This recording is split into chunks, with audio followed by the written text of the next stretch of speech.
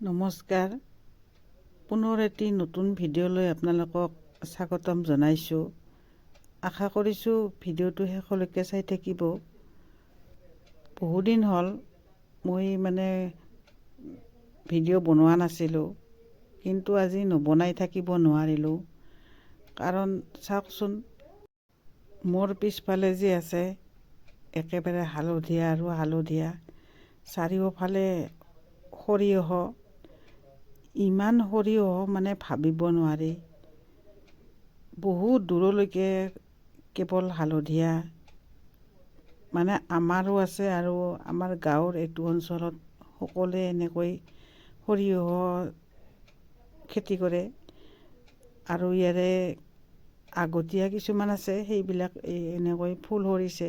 আৰু যিবিলাকৰ অলপ দেৰি হৈছে, এতিয়া ইমান ধুনীয়াকৈ ফুলবিলাক ফুলি আছে। ৰাস্তাইদি যদি কোনোবাই যায়, তেনেহ'লে কোনেও এটা ফটো নুঠাকৈ পাৰ হৈ যাব নোৱাৰে। চাওকচোন, ইমান ধুনীয়া লাগে।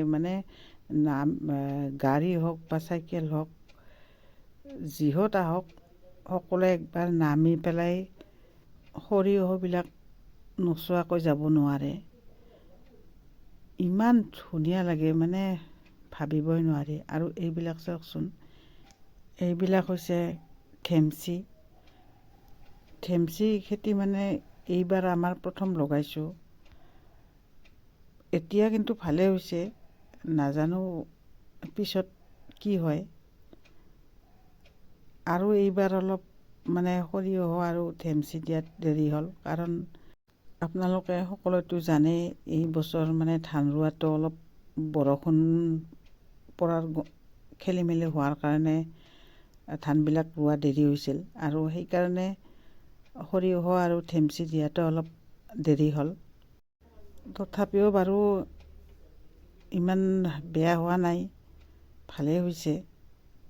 চাওকচোন, ইমানে ধুনীয়া লাগে, চাৰিওফালে চায়ে ভাল লাগে। আৰু মই সেইকাৰণে পথাৰত আহি ভিডিঅ' নবনাওঁ বুলি ভাবিও নোৱাৰিলোঁ। চাওকচোন, গোটেই পথাৰখন কেৱল হালধীয়া আৰু হালধীয়া। আৰু একফালে হৈছে বগা। বহুত দূৰলৈকে চাওক, একেবাৰে চকুৰে মুনিব নোৱাৰালৈকে। এটা ছাইড বগা আৰু এটা ছাইডত হৈছে হালধীয়া। এইটো অঞ্চলৰ প্ৰায় সকলোৰে অলপ হ'লেও আছে বুলি ক'লেও ভুল নহয়। তাতে আৰু কিছুমানৰ অলপ বেছিকৈও আছে। সকলোৰে মিলি ইয়াত শ বিঘা সৰিয়হ খেতি আছে। ইতিমধ্যে কিছুমানৰ ফুল সৰিল। প্ৰায় 15-20 দিন পিছত এইবিলাক তুলিব পৰা হ'ব। গতিকে আপোনালোকক পুনৰবাৰ কৈছোঁ, যদি মোৰ ভিডিঅ'টো চাই ভাল লাগিছে, তেনেহ'লে নতুনকৈ অহাসকলে চেনেলটো ছাবস্ক্ৰাইব কৰি নিশ্চয় লাইক এটা কৰিব। পিছৰ ভিডিঅ'ত পুনৰ লগ পাম।